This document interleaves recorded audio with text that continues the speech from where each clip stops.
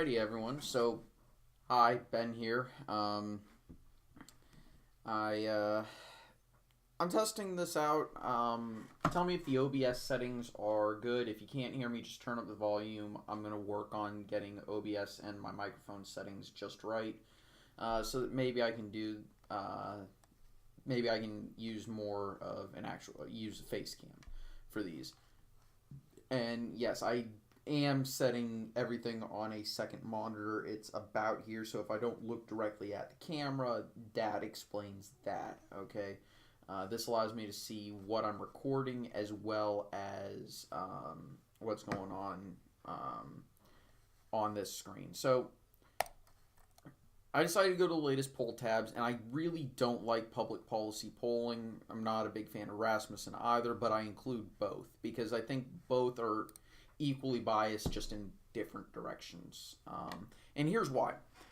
So public policy polling really did not do this properly, okay? And you have to go through all the crosstabs. Question 57, right here. In the election for president in 2016, who did you vote for? Donald Trump or Hillary Clinton or someone else, or did you not vote? This is why I think they got the top line results that they did, that show massive leads for all of the Democrats. They weighted this in favor. They got about the correct amount of Hillary Clinton supporters, but they didn't get enough Donald Trump supporters. They needed to boost the Donald Trump support by about 5% in order to get an accurate picture of the 2016 election. Now, it could be some didn't report that they voted for Trump, but it's likely that just as many didn't report that they voted for Clinton.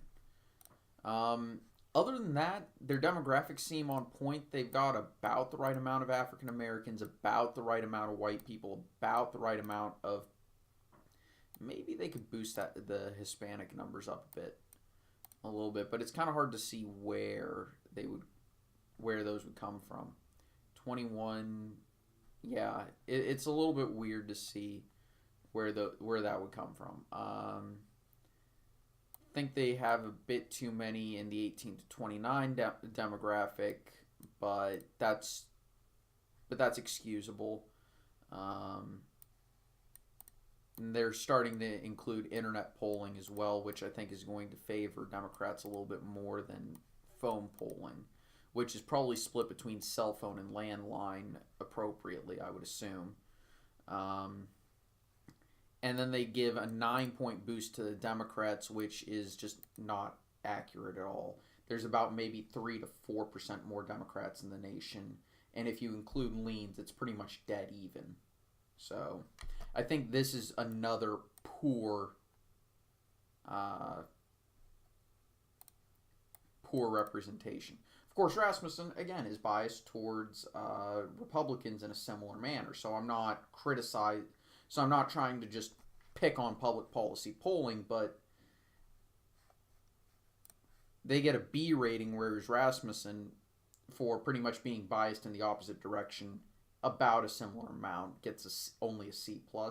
I think that's a little disingenuous from 538, but 538 is a great aggregate, so is a great aggregation source, so I'm not going to criticize them for the way they grade things. It's just how they input things into their model. The higher the grade they give a pollster, the more it factors in, and I can live with that.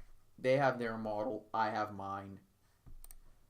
We'll live with that, and I'll put that there, and I'm going to put that there. And I actually want to go through. First, I don't want to move the dang thing, and secondly, I want to turn this to I want to use the metallic one. It just gives me a bit better contrast. Anyway, so enough picking on public policy polling. What you actually came for here was the, what do you call it? The model and where the results pan out. Also, sorry about the April Fool's upload earlier today. I couldn't think of a good election night to do for April Fools. I thought about doing one where I had the Democrats win in a massive, massive, massive, massive landslide. I may still do that. I have it somewhere, but I'm not entirely certain that I want to include that. So anyway, let's go ahead and go through this. Alabama, Alaska. Yeah, that's over 15. Arizona is at about 6%. It's in the lean category at that point. Arkansas is pretty safe. California, our first Democratic state, is it's safe. That's actually surprising that Colorado is now only in the what I'd call the tilt, right? Connecticut is within 15, so we're turning it into likely. DC, 10%. That's considered good for a Republican in DC. Delaware is a wow. Okay. Florida. And I haven't even checked the economic stuff today. I'll check that later and adjust it, but this is before I've done that. I've input all the new polls that I've gotten, consolidated the information into the Q1 breakdown. Maybe I'll show that. 51, 50. Oops, sorry. Yeah, that's in the lean category. Oop. Let me just check to make sure that's actually in the lean category. Yeah. That's crazy. Georgia is in the lean category. Hawaii. That's definitely safe. Idaho is safe. Illinois is okay. My model is showing within 15. It's crazy. Indiana.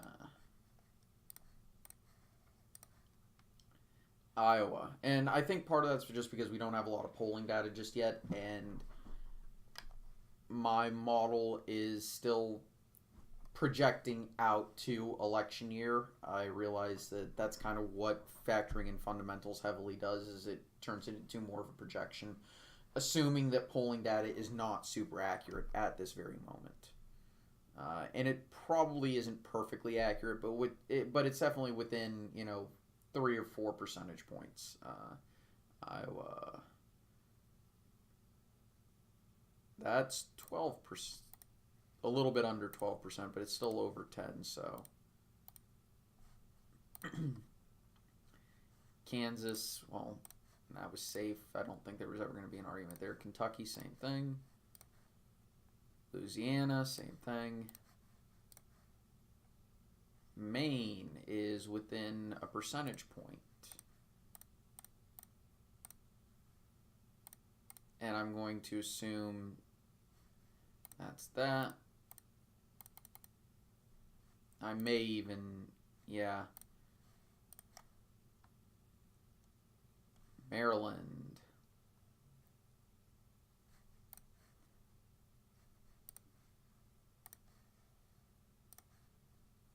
Okay.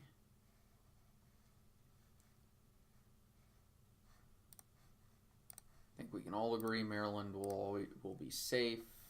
Massachusetts will be safe. Let's put in Michigan.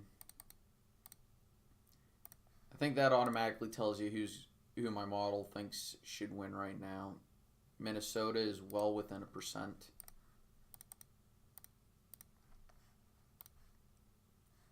Mississippi, that's not even a question.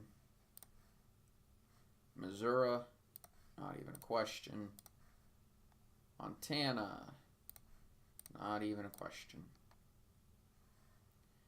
Nebraska,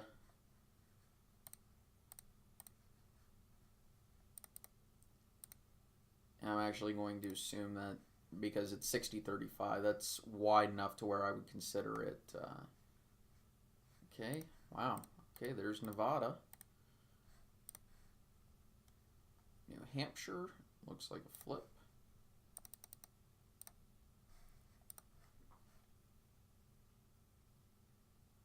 Okay, New Jersey. My model is showing it within 10%. Now, do I think this is what's actually going to happen? No, not in the slightest. New Mexico. It's within, still only within 10. Okay. There you go. New York is not quite within 10, but I'm a little skeptical of this, but at the same time, I'll adjust because I'm adjusting for home state effect. I may change that and downgrade it slightly. And as we get more polling, I'll start removing fundamentals stuff. And as we get candidate-specific polling, and when I say candidate-specific, as we get closer to the nomination. Basically, at the nomination, I'll have removed all the fundamentals. But as we get closer and closer, and polls start gravitating towards a handful of candidates, that's when I'm going to start removing fundamentals. So when we get polls where, let me put it this way, after Super Tuesday, I'll start removing fundamentals. After the second one, I'll be mostly there, and then I'll wait till the nomination to remove the rest of them, okay? And then that'll definitely change a lot of these places. North Carolina.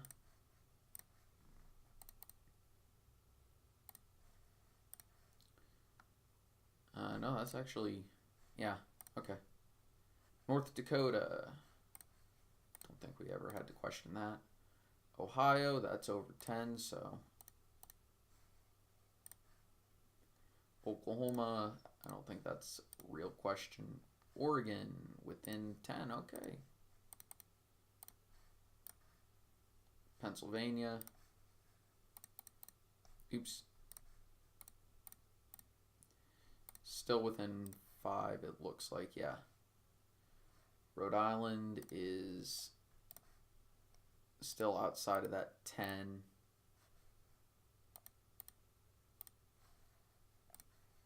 Just barely, though. South Carolina, we can say that one's pretty darn safe. Same thing with South Dakota. Tennessee. Texas, that's 11%. So Utah is safe. Vermont is safe. Virginia, hardly. Washington.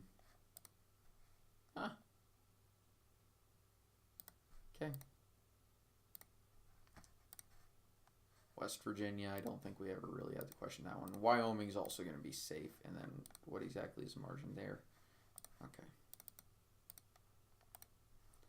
Now, obviously, that's what my model shows. And I kind of disagree with it for obvious reasons. Interestingly enough, Michigan may be moving towards the right more than Wisconsin. Maybe Wisconsin just perpetually locked in a swing state. So, for me personally, I have a confidence margin when I do my forecasts.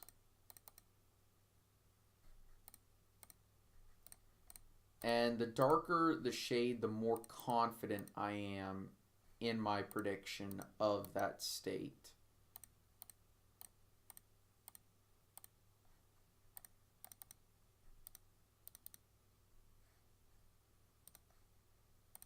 Meaning that if I think a state is purely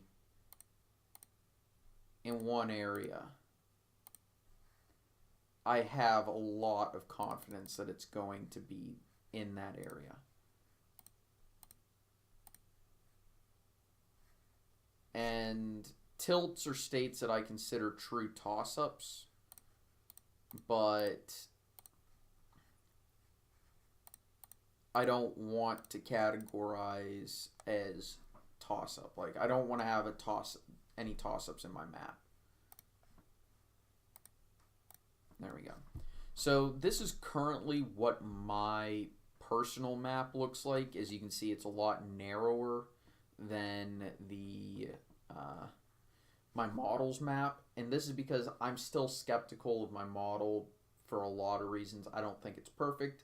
I think because of the way the fundamentals work, it will take a 1 point swing in the polls and turn it into a 3 or 4 point swing.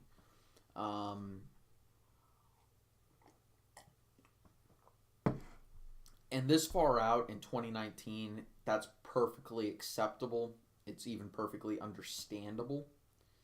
But I just need to work on tweaking it a slight bit, and I do go through it as often as I can.